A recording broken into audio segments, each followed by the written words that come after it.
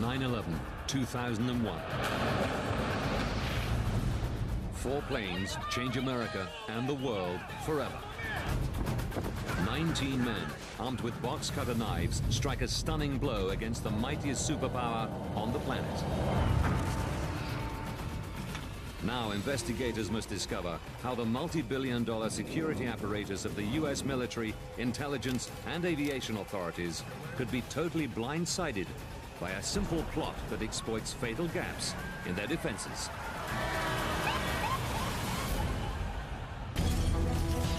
Disasters don't just happen. They are triggered by a chain of critical events. Unravel the fateful decisions in those final seconds from disaster. The United States. New York, Griffiths Air Force Base. September 11th, 2001, 7 a.m. America prepares for war. Operation Vigilant Guardian will simulate an attack coming in from across the nation's borders. We have periodic air defense exercises. You can call them war games, if you will. Colonel. Air Force Colonel Bob Marr is in charge of the Northeast Air Defense Sector. He's responsible for 2.5 million square kilometers of airspace, covering Washington, D.C. and New York in the east, all the way past Chicago in the middle of the country. We practice all of our procedures so that if we ever did have to go to war, obviously, we've been well prepared. Marr doesn't know what form today's training will take. His team has to be ready to deal with any conceivable threat from outside America. 400 kilometers away, 5 passengers are already checking in at Boston Logan Airport. Can I ask you a few questions? They're booked on American Airlines Flight 11 to Los Angeles. Automated screening selects 3 of the men for additional scrutiny, but all 5 pass through checks without incident.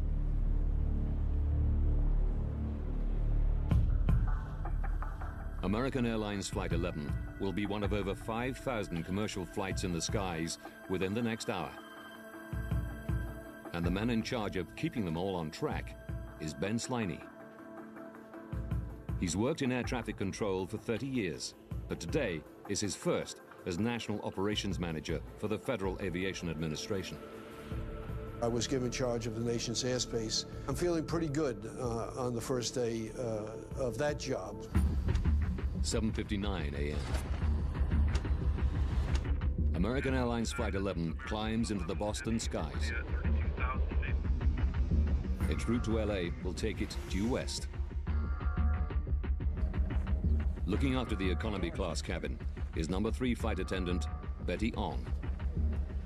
With the flight only half full, the trip should be fairly relaxed.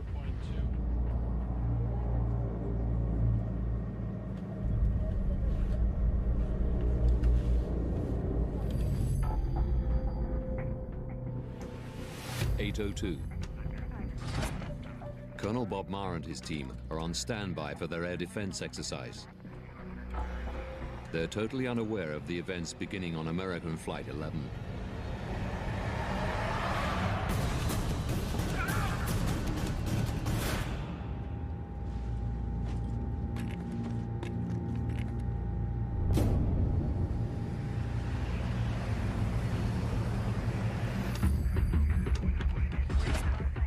Minutes after takeoff. American 11 Boston, this is Boston, do you hear me? Boston Air Traffic Control loses radio contact with the flight. American 11 Boston, this is Boston, can you hear me? Despite multiple attempts to contact the crew for 10 minutes, there's no response. With thousands of flights in the sky every day, this is not an unusual occurrence. But at 8:24, Air Traffic Control overhear an in-flight announcement from the pilot's cabin. We have some planes that stay quiet and return to the airport. The message is clearly intended for passengers only. and it's immediately interpreted as suspicious by an air traffic controller in Boston. American 11. 8:28. The report comes to Ben Sliney.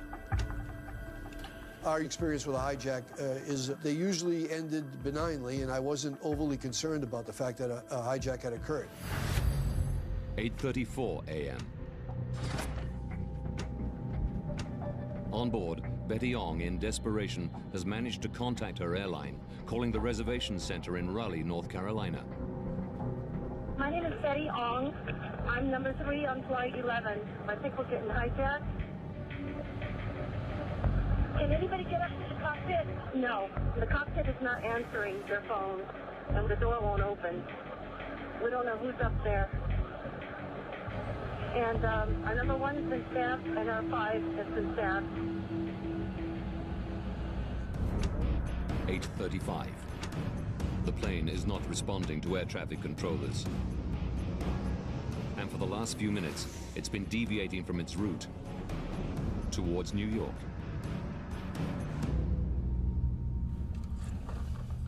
At the ATC Center on Long Island, Dave Bottiglia is looking after Sector 42 of New York airspace. I said, oh, this is going to be a great day. Sector 42 is not busy on nice days. As soon as I sat down, Boston Center calls up and he says, this is American 11. He goes, watch him, they think he's hijacked. But the hijackers have switched off the plane's transponder, meaning Bottiglia doesn't know its speed and altitude. He only has the primary radar blip. We're just tracking him. He's heading down towards Kennedy. We know that he's off course. And that was the only thing that we really knew. 8:38 a.m. Unnerved by the radio silence, another controller calls the military's northeast air defense sector. Is there any military assistance requested? Yeah, we're trying to get the F-15s to work. Yes, did you want F-15s out? Yeah, F-15s out of Otis. The request is so unusual, it reaches Colonel Marr. The military think it could be part of the training scenario that they're expecting. It's unique for the line controller to request military assistance. They would normally have to pass through the FAA command lines. The request for help from an air traffic controller might be irregular, but Marr takes it deadly seriously. We took immediate action by putting the fighters at Otis Air National Guard Base on alert.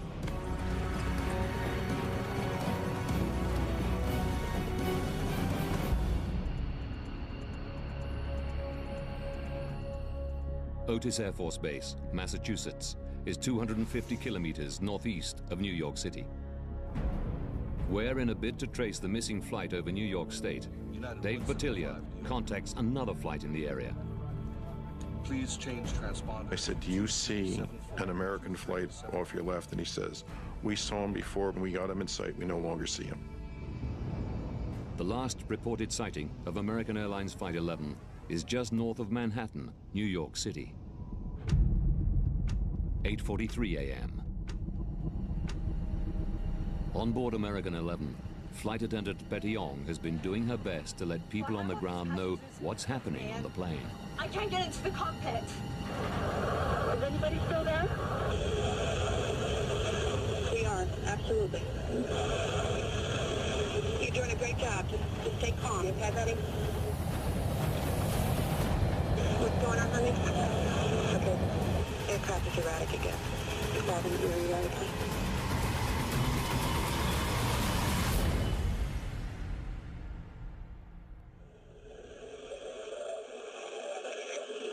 Betty, talk to me.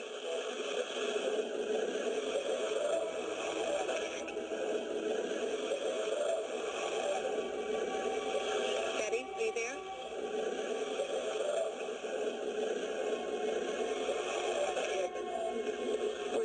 We might have lost her. 8:46. American Airlines Flight 11 crashes into the North Tower of the World Trade Center, hitting the building between the 93rd and 99th floors. 8:50. 4 minutes after impact. At the FAA Command Center, Ben Sliney is still unaware of what's happened in New York. One of the military liaisons indicated to me that CNN was reporting that a small aircraft had struck the World Trade Center. Frank? Yes, sir? Can you get me that up on the screen right now? I need to see that TV. This just in, you were looking at obviously a very disturbing live shot there. That is the World Trade Center. We have unconfirmed reports this morning. The first thing that I saw was a huge conflagration. And in my mind, of course, I knew that could not be a small aircraft. I have in my gut a bad feeling about what I'm looking at. 8:51 a.m. With no official word that the plane involved is the passenger airliner American 11, the military send the two F-15 fighter jets to look around for the missing flight. At Air Traffic Control on Long Island, Dave Bottiglia is concerned about another flight, United Airlines Flight 175.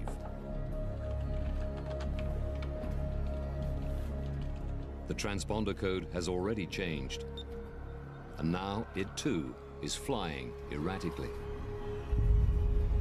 I look up, and right at that particular time, I notice now that United 175 has taken a really fast rate of climb. I actually got scared at that point. I turned to the chief, and I said, I think I have another one. 9 a.m. The U.S. Air Force's F-15s are still over 100 kilometers away, attempting to track down American 11.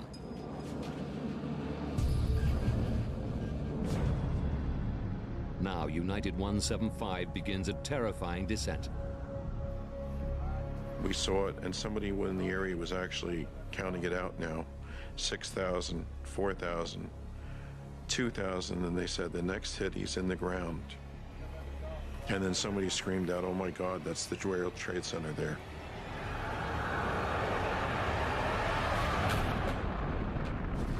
Oh, there's another one. Another plane just hit. Right, oh my God, it hit another building. Flew right into the middle of it. Explosion. My God, it's right in the middle of the building. At 9:03, Flight 175 hits the South Tower.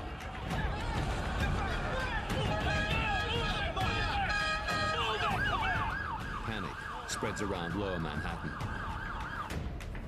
Colonel Bob Marr is shocked to see the reports from the live television news.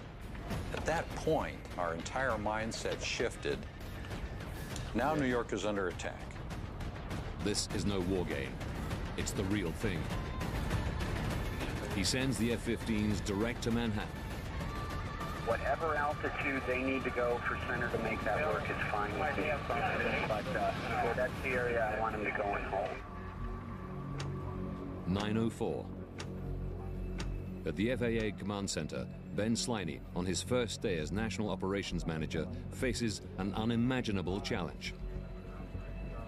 Now all aircraft in the sky were becoming suspicious to me.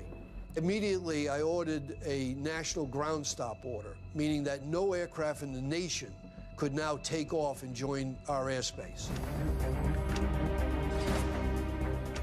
9:05 a.m. Primary radar picks up American Airline Flight 77 en route from Washington to LA, and it's miles off course. 11 minutes earlier, the flight had begun to turn away from its planned route when it switched off its transponder and radio contact was lost. Now, just a blip on radar screens. The flight has turned back east, heading towards the nation's capital. The F-15 fighter jets reach Manhattan. It's now a scene of devastation.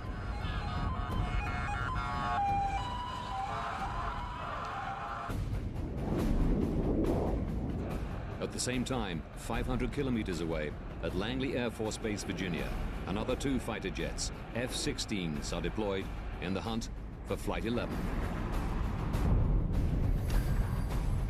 At 9:32, American Flight 77 is still heading east towards the nation's capital. We had 11 reports of hijacked aircraft in the area. And so we're trying to determine which ones were more credible and which ones weren't. That's when we said about the best we can do is assume that perhaps Washington, D.C. is going to be a target. Only at 9:36, when they are 240 kilometers from Washington, D.C., are the jets vectored towards American 77 and Washington airspace.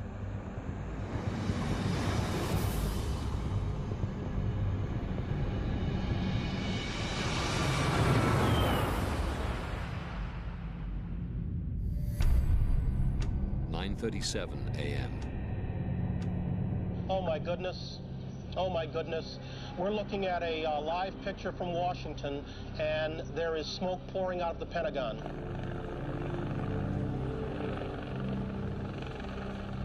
Seeing America's Defense HQ in flames, Ben Sliney takes decisive action. 3 was just too much to bear and not do something about it.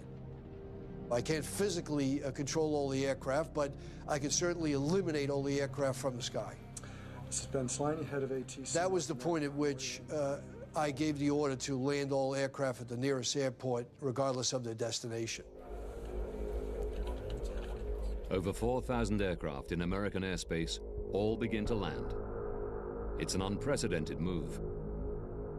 It did cross through my mind that, of course, they could fire me for that, but I didn't really give that a lot of thought. Even as flights are landing, by 9:44, air traffic controllers have spotted a fourth plane, United 93, start to follow an ominous pattern. United 93 had deviated from its route of flight and had changed its transponder code. Heading from Newark to San Francisco, the flight had been contacted 20 minutes earlier by United ground staff, warning the pilots of possible intrusions into the cockpit. 9:59. At the World Trade Center. Oh, there it goes, there it goes, there it goes, there it goes. The 110-story South Tower collapses.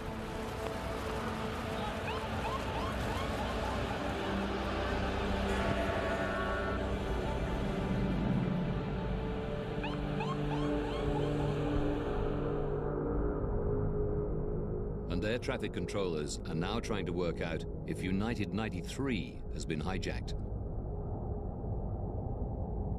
Even at that late juncture, there was a possibility that it was an electrical failure on United 93, and the aircraft was trying to get to an airport to land, and yet had no communication whatsoever. Sliney can only track the plane as it appears to head for the Washington, D.C. area.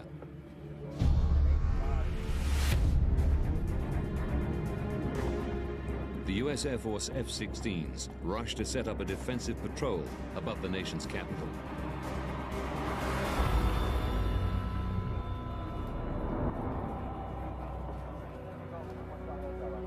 As we were watching United 93, we received a report from an aircraft in the area of a large smoke plume emanating from the ground.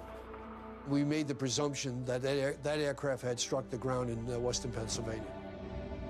The plane comes down just 20 minutes flying time short of Washington, D.C. All 44 passengers and crew are killed. These are the first pictures we have in. Initial reports indicated no survivors. 25 minutes later, in downtown Manhattan,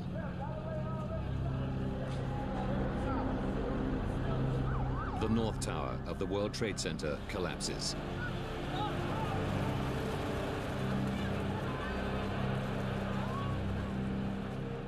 In the space of just 102 minutes, the 4 hijacked planes have claimed the lives of almost 3,000 people. And before the dust settles, the largest criminal investigation in American history begins.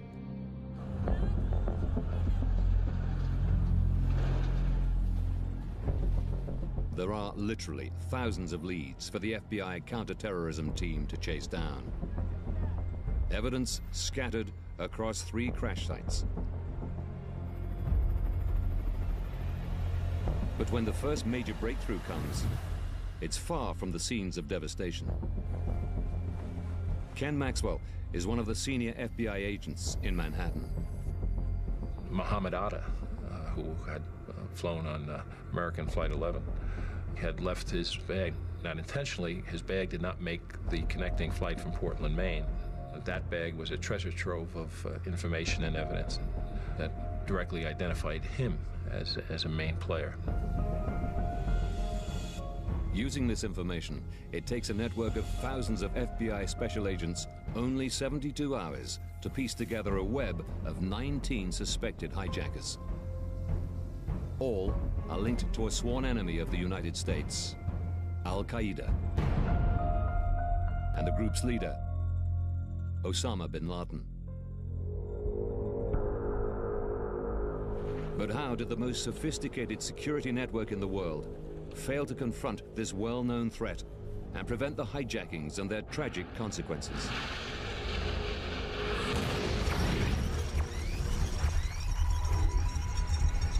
Now, by rewinding the events of that day and by going deep into the investigation, we can reveal the catalog of errors that left America wide open to the most devastating attack on U.S. soil in the nation's history.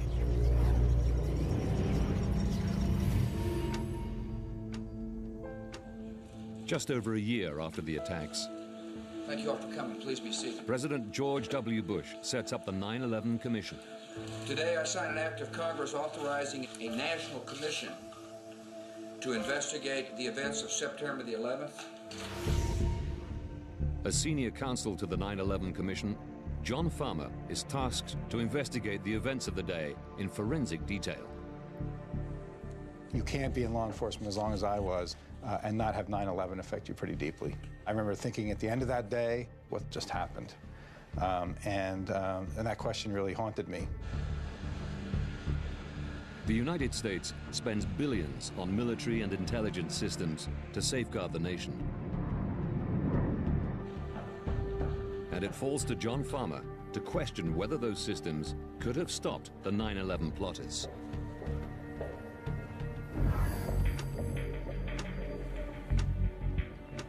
Almost 2 years before the attack, a CIA surveillance operation in the Yemen establishes that two of the hijackers, Al-Midhar and Al-Hazmi, have strong terrorist connections. Midhar's family's phone had been intercepted, so there was solid information linking Midhar to Al-Qaeda and Hazmi to Midhar. Some months later, the CIA eventually tracks Midhar to Dubai. Agents break into his hotel room. They discover that Midhar has a visa which enables him to enter and exit the United States at will. Within days, they are tracked to Kuala Lumpur, Malaysia, where one of the pair is photographed at an Al-Qaeda meeting.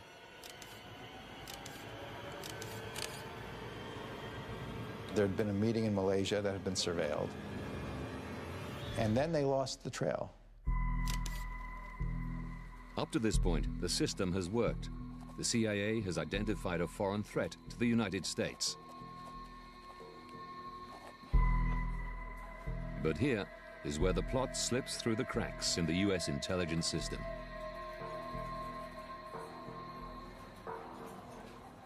If Al-Midhar uses his visa to operate on U.S. soil, handling him becomes the responsibility of the FBI. But until Midhar's in the USA, the CIA maintain an exclusive interest in him and will not share classified details of his case. This lack of communication between agencies is not an oversight. It's a matter of policy. There was the wall, the so-called wall, where agents who were involved in intelligence gathering were separated from agents involved in law enforcement.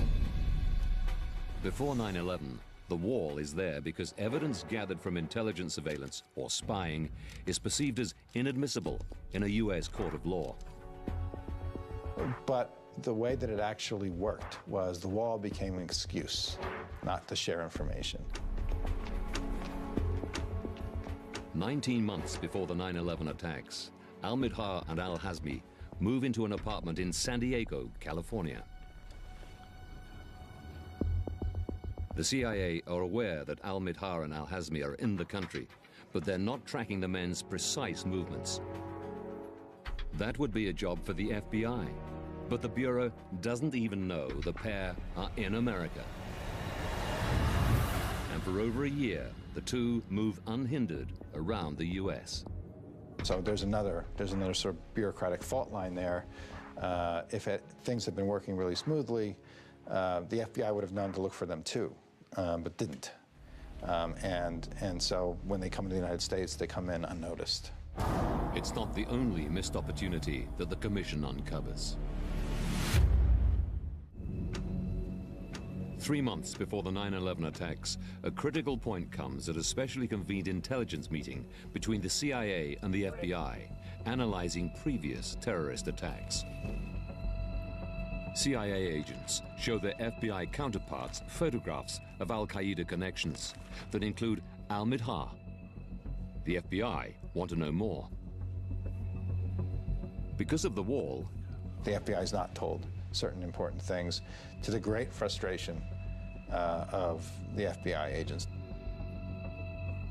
Even though dedicated individuals see a threat, the systems in place make it near impossible for them to combat it effectively. There's a famous email that one of the FBI agents sends saying, at some point there'll be bodies in the streets, and at that point nobody's going to care that there was this wall. They're just going to know that we didn't do anything. 14 days to disaster. The FBI's own sources tell them of the potential threat of an Al-Qaeda attack, and the FBI conducts its own investigation. We knew something was being planned by Al-Qaeda, and they were known Al-Qaeda operatives. 2 men with known links to Al-Qaeda are in the United States, but the CIA still isn't sharing intelligence on them. With nothing to go on, the FBI's manhunt for the pair is just one of hundreds of avenues of investigation, and has just one agent allocated to it. Al-Midhar and Al-Hazmi are not found. Knowing that these people were residing in the United States would have been of tremendous investigative interest to the FBI. September 11th, 2001. 2 hours from disaster. 5 men check into American Airlines Flight 11, bound for Los Angeles. 3 of them are flagged by the Computer-Assisted Passenger Pre-Screening System, or CAPS. The computerized algorithm uses factors such as age, nationality, and travel records to identify potentially high-risk individuals.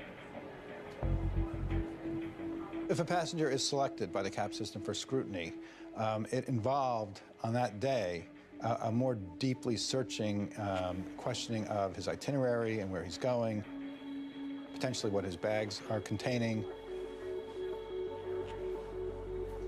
None of the hijackers are on the FAA's no-fly list, which would bar them from getting on the plane.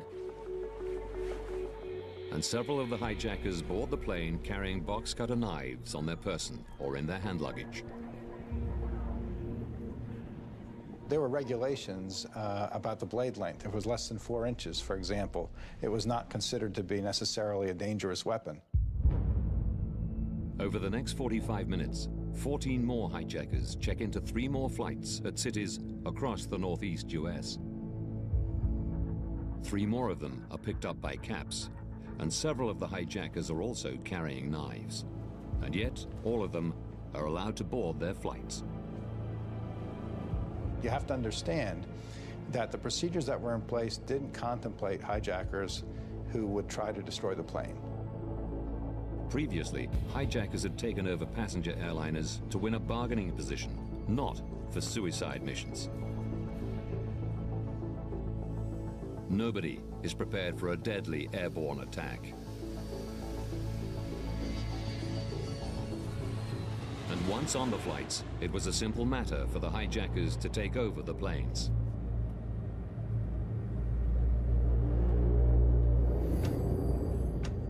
32 minutes before first impact, the hijackers make their move. If the hijackers demanded entry to the cockpit, the protocol at that point was open the door, let them in. The theory was we don't want to risk anyone's life. Again, the theory doesn't allow for a suicide mission. The 19 hijackers take over 4 passenger jets and turn them into guided missiles. From this moment, there is nothing any airline or air traffic controller can do to stop them. The last line of defense is seemingly the US military, the biggest, best equipped air force in the world. But if they're going to act, they have to know that there is a threat. So John Farmer's investigation looks into the process of how the military become involved in a hijack. And there was an existing hijacking protocol by which the military would be contacted and potentially fighter jets would be scrambled. Going by the book, air traffic controllers had to contact the FAA controllers in Washington. Then, a chain of communications would follow before authority to scramble jets could be given. Had this protocol occurred on 9/11, the fighter jets could still have been sitting on the tarmac long after the 4th plane had crashed. They essentially ditched that protocol that day. 9 minutes to disaster. Farmer discovers that unlike the bureaucracy that hampered the CIA and FBI, ATC threw away the rulebook. An air traffic controller was so concerned, he called direct to a local airbase in Rome, New York. Yes, 1 second. Colonel Bob Marr has to handle the situation. The first call we got was from the line controller at Boston Center saying, I've got a problem here and I need more help. I'm going to go to the military and get it. 8 minutes to disaster. The military have been notified, but that doesn't trigger an automatic armed response. Marr still requires an order from a superior officer before he can scramble planes. The prompt actions of the quick-thinking air traffic controller hit the brick wall of military bureaucracy. My hat's off to him, because he was taking an initiative that really wasn't reflected a lot of the way up the chain later on. Marr waits for authorization. Minutes later, he consults with his immediate superior, and they agree they can't wait any longer. The order to scramble planes came from Rome, New York, and the commander in Rome said, I'll get the authorization from above later. We have to do this now. Seconds to disaster. Marr orders 2 jets to scramble. Since the end of the Cold War, America's Rapid Response Force has been reduced. Just 4 jets are on standby to defend half of America's East Coast. The nearest are at Otis Air Force Base on Cape Cod in Massachusetts, 250 kilometers from New York City. As the first passenger airliner flies into the World Trade Center, the pilots are still waiting for the all clear. The F-15s only take off from Otis 7 minutes after the first attack hits.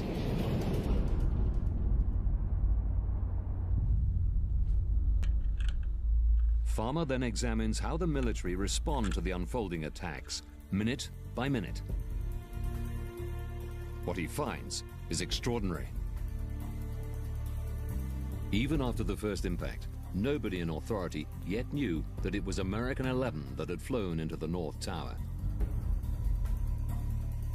Okay, continue taking the fighters down to the New York City area as fast as you can. Make sure that the FAA clears your route all the way through. If we can find it, we'll intercept it. Even if it was still in the air, finding American 11 was going to be a problem for the military. Military radar was set up to look far beyond US borders for potential threats, not to track civilian planes. They were never a perceived threat. So any fighter pilot looking for a passenger jet would need to be guided by the civilian air traffic controllers. The procedure demanded close cooperation between two very different organizations. There's a bit of communication issue because the agencies really weren't used to working together. Some of our phones, we couldn't dial long distance. We were used to dialing military numbers. We needed to talk to so many different people now that we had to create new communications lines. 9 a.m. The two F-15s are closing in on New York City. The thought of anyone flying a hijacked plane on a suicide mission still isn't computing. It was just inconceivable that a plane would actually be flown into a building. So we continued our efforts to try to locate the flight. 1 minute to second impact. The authorities continue to respond to confusing reports of the first crashed plane, American 11, still flying in or around New York City. We got American Airlines 11. We think we might have them just east of New York. They thought they had found it. They thought they were tracking it down the Hudson River, and then it vanished. The F-15 fighter jets are still along the coast, looking for a plane that no longer exists. And now the second hijacked passenger jet, United 175, is about to hit the Twin Towers.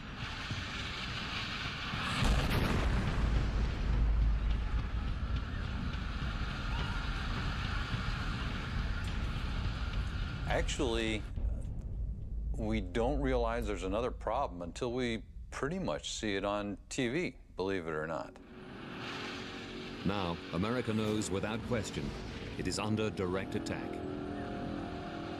At this point, the national command structure, senior politicians and the military should spring into action. News reports on the day itself and in the weeks following suggest that a coordinated response is instantly triggered and that it comes close to foiling the next attacks.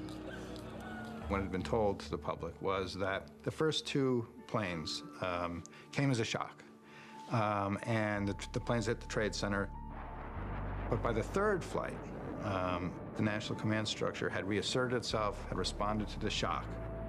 They had scrambled planes in response to the report that the third plane, American 77, was heading for Washington, and were just too late to intercept that flight. In the months after 9/11, this remains the official line on the third hijacked plane.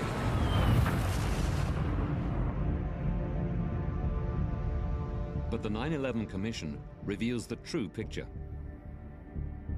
Different layers of government started talking to themselves. The president started talking to the vice president. Richard Clark from the White House, he had a video conference call with people at his level in the various agencies. The problem was no one was talking between those different levels. Without decisive leadership from the national command structure, the people on the ground are left to do their best.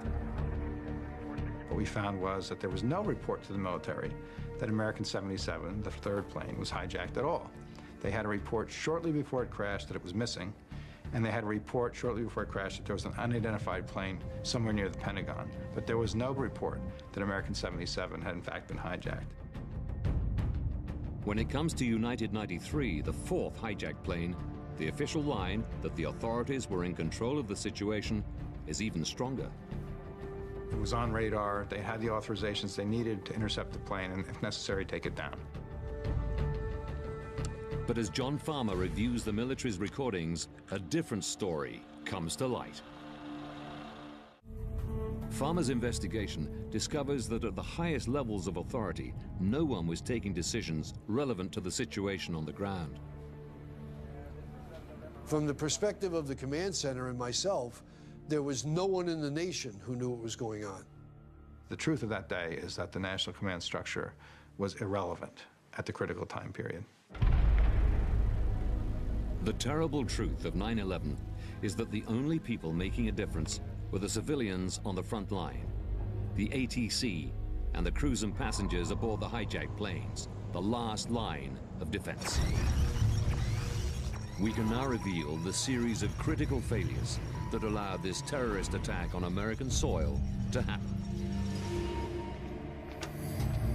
20 months from disaster, 2 suspected Al-Qaeda activists moved to California.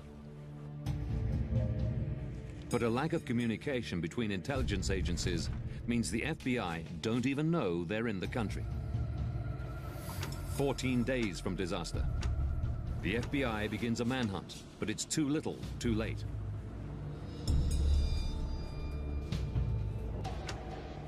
Two hours from disaster, at 3 separate airports across the east coast of the US, 19 hijackers check in for flights.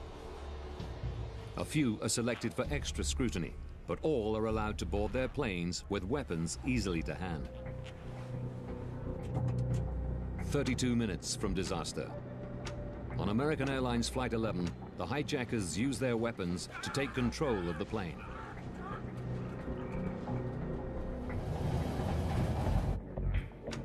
Nine minutes from disaster. The only meaningful response to the hijacking comes from the Boston air traffic controller, who immediately bypasses normal protocols and contacts the military directly. 3 minutes from disaster. As the authorities struggle to find American 11, Betty Ong struggles to pass information to people on the ground, but it goes nowhere. Seconds from disaster. Air Force Colonel Bob Marr takes a gamble and scrambles 2 F-15 fighter jets from Otis Air Base. But it's too late. At 8:46, American Airlines Flight 11 plows into the North Tower of the World Trade Center. 17 minutes later, at 9:03 a.m., Flight 175 crashes into the South Tower.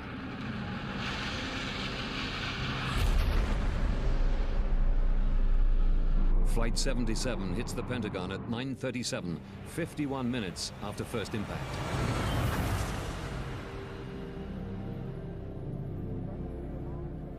The only thing that stops the hijackers on United Airlines Flight 93 is the heroic effort of the passengers and crew.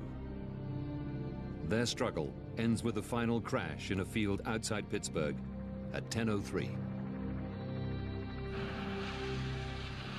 The institutions that should have protected America were unable to cope with a threat they had never imagined. Vital information wasn't shared between agencies. It's almost unfair to single out, a particular agency because one person in the FBI knew X, one person in the CIA knew Y, one person in NSA knew Z. I think it was a failure of government as a whole. Every government agency struggled without accurate information. We did not know what was going on. We never could figure it out. And without precise direction, the military was powerless to intervene. There was not enough time to do what we needed to do. The fighters were not able to shoot down because they were never within range of any aircraft to shoot down. Almost 3,000 people died on September the 11th, 2001. This really relatively simple attack thwarted every expensive system that we had in place. I think that's why it was such a shock. Since the tragedy of 9/11, every government agency involved has made sweeping changes. Intelligence agencies have been forced to work more closely together. Airport security has been tightened.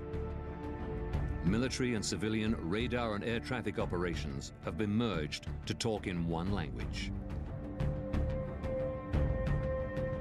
But it remains to be seen whether all the lessons have been learned and America is safe. I think we have better intelligence than we did, but that does not mean that we are protected against the next curveball, whatever it might be. Don't miss American Weed Mile High Showdown, brand new and back-to-back this Friday night from 8. Seconds from Disaster is back after the break.